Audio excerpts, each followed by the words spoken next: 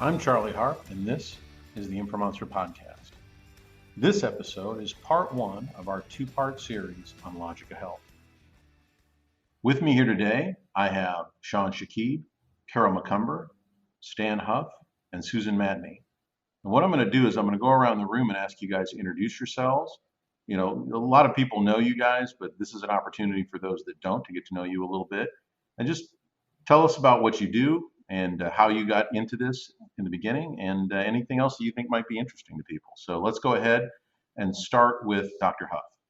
So, Stan Huff, I'm the Chief Informatics Officer at Intermountain Healthcare and also the Chair of the Board of Logica.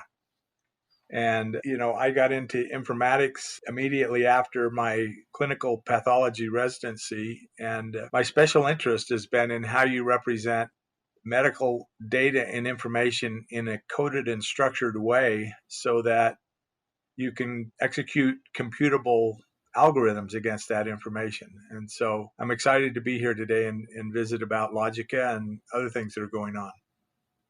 Well, we're excited to have you on the podcast, and thank you. Susan. Hi, I'm Susan Matney, and I'm a nurse/medical informaticist.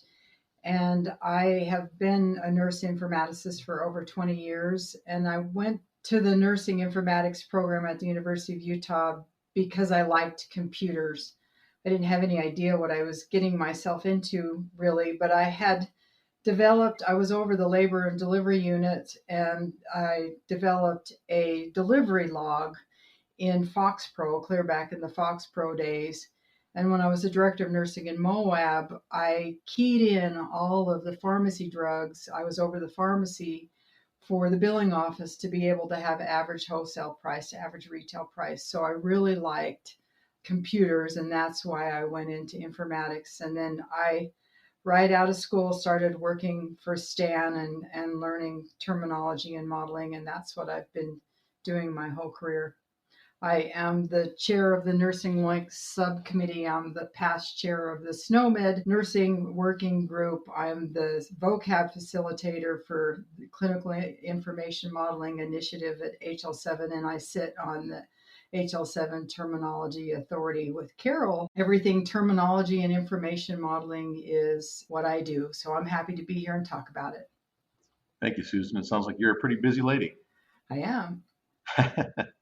All right. Speaking of Carol Macumber. Hi, Carol Macumber. I am the EVP of Client Services at Clinical Architecture. How did I get into informatics? I think I was finished with my master's in biomedical engineering and had a few more months in my fellowship at the University of Tennessee Memphis Joint Program. In my copious spare time between making mix CDs for my fellow graduate students, I applied for, I think, every job that had the words medical and engineering in it, and came upon a terminology company called Apollon that's here in Connecticut, and ended up coming out and serving as the first workflow manager for the distributed authoring efforts for NDFRT back in the day for the VA. As Susan mentioned, I am also on the HL7 Terminology Authority, serving as its vice chair, and my current HL7 vocab co-chair, and a previous member of the technical committee at SNOMED. Thank you, Carol. And Dr. Shakib? I am Shaun Shakib. I'm a medical informaticist and chief informatics officer with Clinical Architecture. I was a med tech in virology, and I was sort of the computer nerd there, but I was doing all the evil things that we're trying to fix today. I was building templates in Cerner system for lab results, and I was reusing the codes just so that it got to the point where it printed out nicely. And I had no idea the evil I was doing at that time. But from there, I got interested in the data and crunching the data. I got a master's in public health. And then I went on to do a doctorate in medical informatics at the University of Utah Biomedical Informatics program. During that time, I was also working at 3M, worked with Susan Matney. Stan was chair of my supervisory committee for my doctorate. Yeah, I've been doing this kind of terminology, information modeling work for about 20 years now. Thank you, Shaun. And for those of you that are new to the Informonster Podcast, I'm Charlie Harp. I'm the CEO of Clinical Architecture, recovering engineer and general healthcare informatics miscreant. For those of you that listen to the podcast, I know we have different backgrounds of folks that listen. And if you're involved in healthcare informatics, you no doubt know the folks that are on this podcast today. If not, suffice it to say that the folks on the call today have all been pretty critical to moving things forward over the last several decades in healthcare. Becoming more informed and more intelligent, more computable is a big part of what we need to do as an industry to make healthcare work better than it has. One of the things I want to start with is to talk about Logica, and I think, Stan, if you'd be willing to give us kind of the history of how Logica started and how has it kind of grown over the last several, I don't know, has it been decades? So Logica hasn't been around for decades. I've been around for decades, but Logica actually started as the Healthcare Services Platform Consortium. And how it got started is actually kind of interesting. Intermountain was at a juncture where they asked the question, should we continue developing our own electronic health record system, something we'd been developing, working on for 30 years, actually, starting back with Homer Warner, or, should we buy a vended system? And I was a proponent that we keep building, but building in a different way. And the different way that I wanted to do things was to create a service-oriented architecture where we could standardize the APIs for accessing and using data. Those would be open and published and shared. We would then build with partners. So we would have a primary platform with a database, security services, that sort of thing. But anybody could build applications that we could plug into that architecture.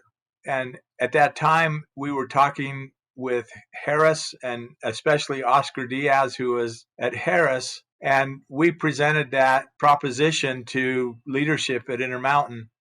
The long story short was I didn't win. On an 11-7 vote, they voted that they just wanted to buy a vended system. And there's a whole story with that I won't get into. But what happened then is even though they wanted to buy a vended system, they really bought into the idea of this open ecosystem of app development. And so Oscar and I created the Healthcare Services Platform Consortium, now Logica. It's a not-for-profit, actually a charitable not-for-profit organization. And the mission is to create an open, standards-based ecosystem of healthcare applications and services. At the heart of what a lot of Logica would do to create that environment is create the information models and related terminology. A lot of times we're not creating them, but adopting them. We're adding codes to LOINC or to SNOMED as we create models, but we're reusing the standards to try and realize that vision of Logica. And that vision has been helped tremendously by the emergence of the FHIR standard and other activities by ONC to create the US CDI and really get firm about recommending the use of LOINC codes and SNOMED codes for the representation of clinical data. So Logica continues to pursue that vision. As members, we have Intermountain Healthcare, the VA, a founding member that is now active only as individual membership was Louisiana State University Health in New Orleans. But then we have a number of both individual as well as corporate members. And we've continued to design a platform, progress modeling and terminology for those items, created a developer sandbox where people can create Smart on FHIR applications in a plug-and-play way, and working on other relationships. That's maybe more than what you asked for in terms of sort of how Logica got started, but good foundation maybe for some additional questions. Absolutely. So when you think about the things that Logica has done, both under the HSPC heading and under the Logica heading, is there a particular example of something that you guys did that you think was a good example of the kind of thing that when you embrace this kind of open environment, you can accomplish something important? So there's a good example. It may be a good example because it's not perfect. So It's an illustration of exactly what we'd like to have happen, though. One of our members was the OBGYN doctors, the American College of Obstetrics and Gynecology. And Steve Hazley, who was there, came to Logica. He was a very active participant and said, we've got a contract with population health people in the government. The Office of Population Affairs under Title 10. Yeah. Thanks, Susan. That's a secret name so that people can't recognize that as a family planning division of the government. So they said, we're talking with people, we're trying to find out information about how we're doing, who's using our services, what they're using our services for. And so they wanted to develop a family planning annual report. And they had a challenge. There are, I think, 4,000 plus family planning clinics in the US. No single EHR vendor has more than 100 or so of those implementations. And so if they're going to collect that data, they truly have to standardize the data. And they wanted to use FHIR APIs. They wanted to use standardized models. And Susan and her team then worked with Steve Hazley to create the data elements that, described simple demographic information, but also then things like sexually active. Do you want to become pregnant? Have you ever had a sexually transmitted disease? Have you been tested in the laboratory for those kind of things? And so they developed a set of those codes and models. Then they created an application to collect that information. And, reading what was going on in the literature from the EHR vendors, they said, well, we're supporting FHIR and, we can support those data elements. So they hooked that application up to an Epic system and no errors, no warnings. They ran the application. It would go out and try to retrieve stuff and nothing would come back. There wouldn't be any errors, but no data would come back. The bottom line was when they got into that, there were no mappings. The data existed in some cases. Some of the data just didn't exist because it wasn't collected in their system. But even the things that existed weren't mapped to the correct LOINC codes or weren't mapped to any code. And so it was, in a sense, a failure, not because the technology wasn't good or that the idea wasn't good, but because we were too early for the EHRs to have really supported a robust implementation of the FHIR standard. I just want to chat a little bit about this since this is, clinical architecture terminology stuff. We got the form from the Office of Population Affairs, and the first thing that we do is we do analysis on the data to figure out how it's going to be coded. And there was things that was pre-coordinated that we had to break apart, things that were ambiguous, other things that there was real high level. So they wanted to know, if, for example, if they had a positive or negative HIV test.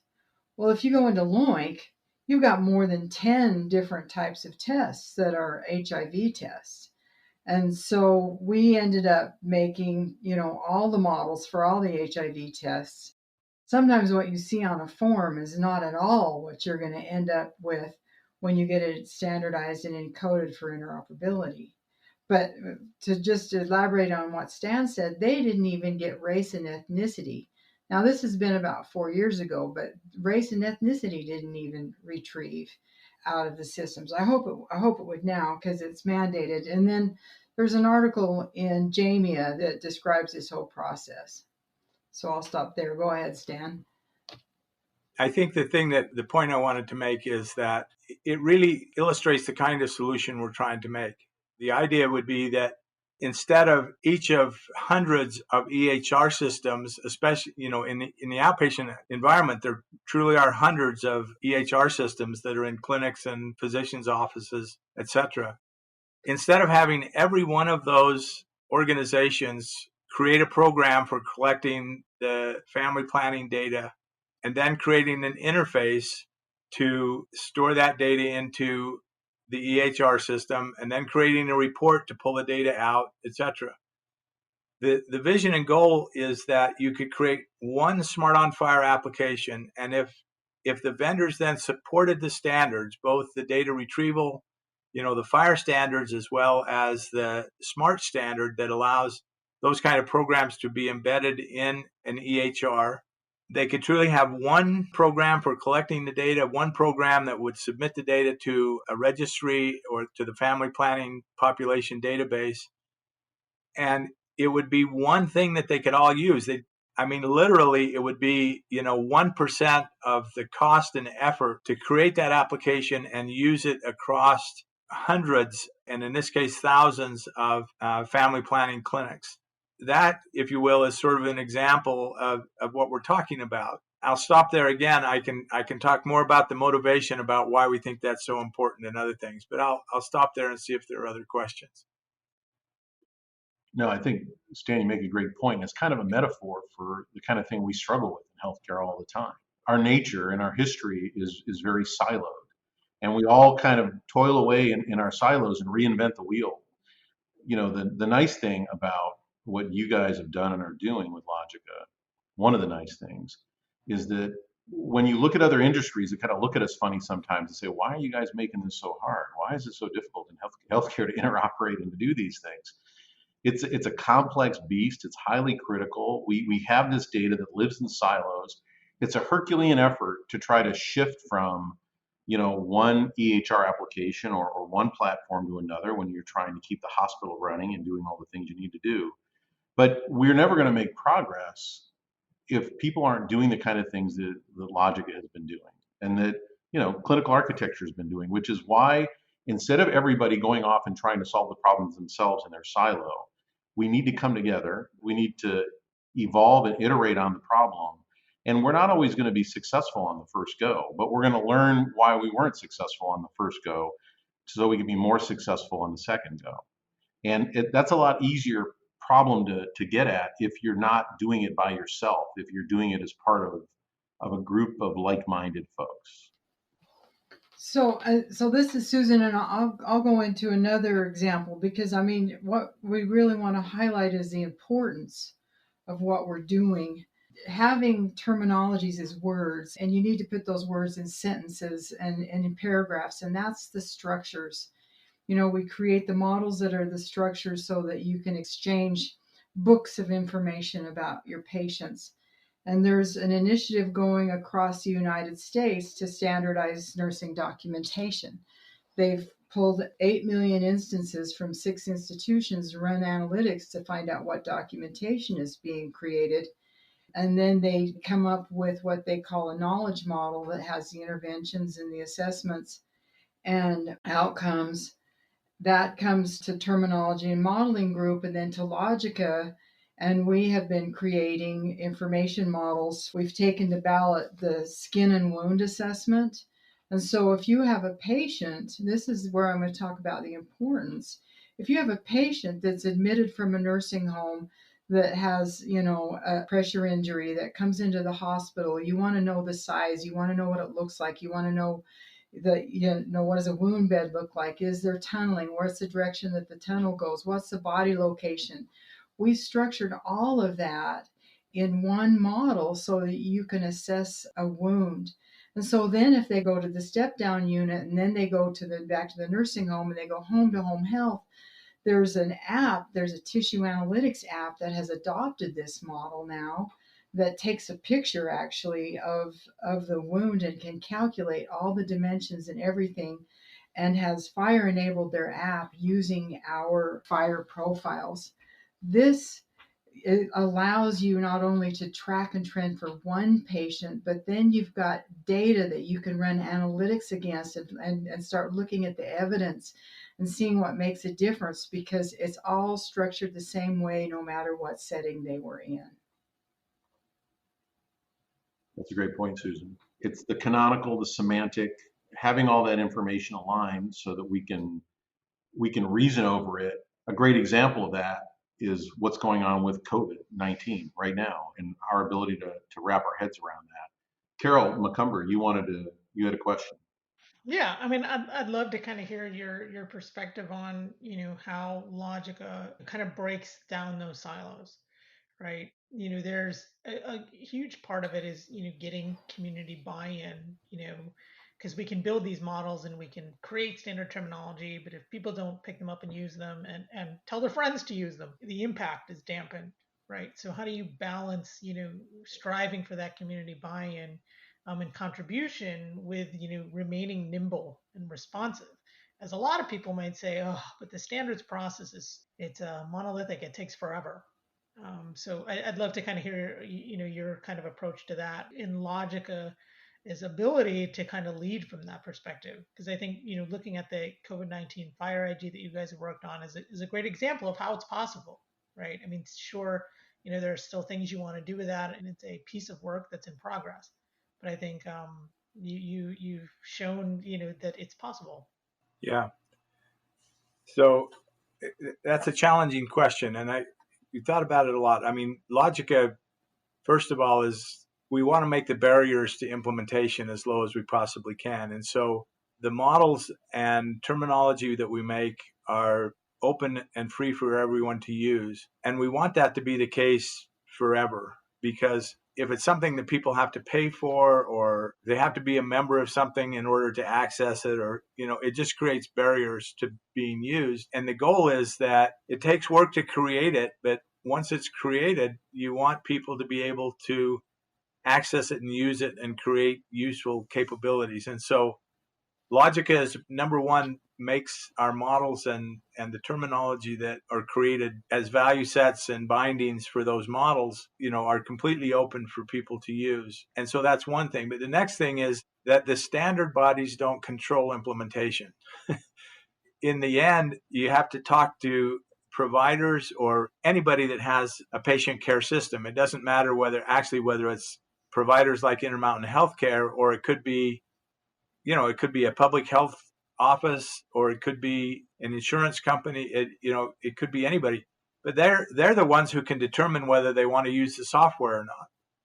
And a lot of times it's just a matter of getting people together and agreeing that you're going to do something together for the common good. That's what we've approached. And in a new relationship that Logica is working on with the new company called Graphite, that's the strategy we're pursuing there as well, that we can get a group of people who essentially say, we agree, we know that there are, we know that there are multiple ways that we can represent this information and that we can share the information. Even if you make the assumption that you're using Fire and SNOMED and LOINC, you've got the kind of situation that Susan talked about, things that can be pre-coordinated or post-coordinated, and different ways that you can represent them. And they're all legal according to the standard. But if you want to get to real interoperability, you need a group of people that say, we're going to agree to do things the same way to create this kind of plug and play interoperability. That's what we're striving to do, is now work with implementers, get them to join, not because they have to join to get the models or the data, but join to be part of a group that says we're going to do it together, and we're going to, by common agreement, to do things in an interoperable way. We're going to agree to do things one way that enables that marketplace and enables the value of being able to share software and data across different organizations. I guess just to add a little bit to that, Carol, we have so many specialty organizations, and the FDA is a member of Logica, that when it came to do the COVID-19 and our partnership with clinical architecture as well, we just started going out to all of our people and saying, can we pull this together, and what do you need? And, have close relationships with both SNOMED and LOINC. And that's how the COVID-19 Interoperability Alliance got started, is to make sure that you had the correct value sets in medical with clinical architecture, and that we could use those for our bindings within the COVID-19 IG. So you really need a cadre of people. It's not easy. It's hard. And so you pull together everybody and have consensus, and there's still issues with HL7. They only index their IGs, they don't index the profiles. So there's another group working on a COVID-19 IG for the World Health Organization. They don't want to reuse our profiles inside our IG because they can't index it with their IG. So they're rebuilding the same profiles and putting them in our IG. So there's always going to be things that you're trying to fix when it comes to standardization, and that's one of the reasons why we like doing things with Logica, is we can keep the momentum going. We try to align with the standards as much as we can, but we don't have to go back every single time and say, is this okay? Is this okay? Is this okay? We just pull together our members and do it. This concludes part 1 of our episode on Logica Health. Please join us for the conclusion in part 2. As always, thank you for listening to the Informonster Podcast.